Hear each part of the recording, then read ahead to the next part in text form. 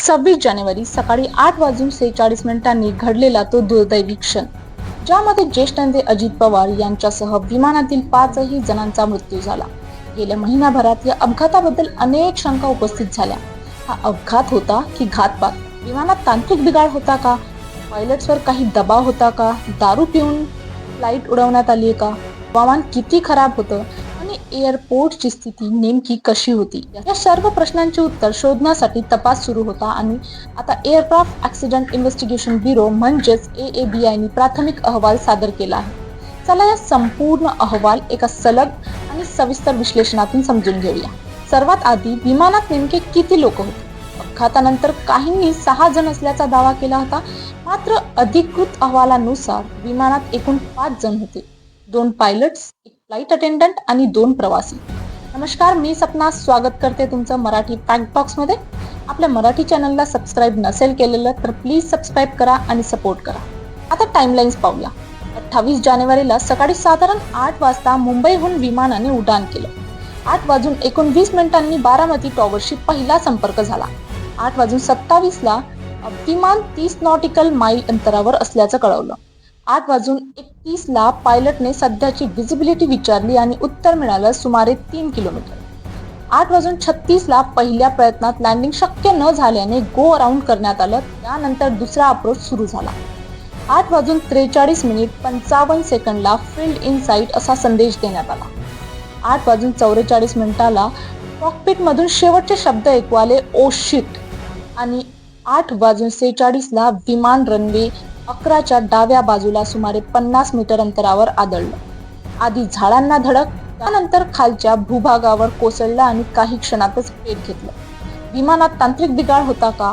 अहवाल सांगतो 26 जानेवारीला हेच विमान मुंबई सुरत मुंबई असा प्रवास करून आलं होतं. त्यावेळी कोणतीही अडचण नव्हती. 27 जानेवारीला मध्यरात्री मुंबईत परतल्यानंतर पोस्ट फ्लाईट तपासणी करण्यात आली. कुठलाही बिघाड आढळला नाही. 28 जानेवारीला सकाळी दोन्ही पायलट 7 वाजता विमानाजवळ पोहोचले आणि टेक ऑफ पूर्वी 2दा इन्स्पेक्शन करण्यात आलं. टेक ऑफ वेट 19,603 LBS होतं, जे की 31,500 LBSच्या मर्यादापेक्षा कमी होतं. इंधन 5,000 LBS होतं, जे की 6,000 मर्यादेपेक्षा कमी होतं. म्हणजे वजन आणि इंधन या दोन्ही बाबतीत विमान सुरक्षित मर्यादित होतं. पायलट्सच्या विश्रांतीबाबतही स्पष्ट माहिती देण्यात आली आहे. मुख्य पायलटने अपघातापूर्वी 24 तास फ्लाय केलं नव्हतं आणि त्यांना 34 तास विश्रांती मिळाली होती. को पायलटने तर अपघातापूर्वी 9 दिवस उड्डाण केलं नव्हतं. म्हणजे थकवा हा घटक प्राथमिकदृष्ट्या कारणीभूत वाटत नाही. आता बघूया दारूच्या आरोपांबाबत काय. टेक ऑफ पूर्वी दोन्ही पायलटची ब्रेथ अनालायझर टेस्ट घेण्यात आली होती आणि दोन्ही रिपोर्ट निगेटिव्ह आले. त्यांचे व्हिडिओ पुरावे संबंधित अधिकाऱ्यांकडे आहेत. त्यामुळे अल्कोहोल हा मुद्दा प्राथमिक अहवालात फेटाळला गेला. आता येतो सर्वात महत्त्वाचा मुद्दा, व्हिजिबिलिटी. व्हिज्युअल फ्लाईट रूल्सनुसार सुरक्षित लँडिंगसाठी किमान 5 किलोमीटर दृश्यमानता आवश्यक असते. मात्र त्यावेळी फक्त 3 किलोमीटर व्हिजिबिलिटी होती. कमी दृश्यमानतेत पहिल्यांदा लँडिंगचा प्रयत्न झाला, तो अपयशी ठरला आणि गो अराउंड करण्यात आला. तरीही दुसरा अप्रोच करण्यात आला आणि त्याच वेळी अपघात झाला. बारामती एअरफील्ड बाबतही गंभीर निरीक्षण करण्यात आलं आहे. हे अनकंट्रोल्ड एअरफील्ड आहे. अपघाताच्या वेळी अधिकृत ATC अधिकारी उपस्थित नव्हता. फ्लाइंग ट्रेनिंग ऑर्गनायझेशनचा ग्राउंड इन्स्ट्रक्टर पायलटशी संपर्कात होता. नेव्हिगेशनल एड जवळपास नव्हते. विंड सॉक फक्त रनवे 29च्या दिशेला होता, पण अपघात रनवे 11 जवळ झाला. रनवे 11चा एक भाग टेबल टॉप प्रकारचा आहे आणि त्याच भागाजवळ विमान कोसळलं. रनवेची स्थितीही समाधानकारक नव्हती. मार्च 2016 नंतर रिकार्पेंटिंग झालं नव्हतं. मार्किंग लाईन्स फिकट पडल्या होत्या. काही ठिकाणी सुटे दगड साचलेले होते. एअरक्राफ्ट रेस्क्यू आणि फायर फायटिंगची कायमस्वरूपी टीम उपलब्ध नव्हती. चार्टर्ड फ्लाईट असल्यावर नगर परिषदेची मदत मागवली जाते. तत्काळ प्रतिसाद व्यवस्थेत कमतरता होती.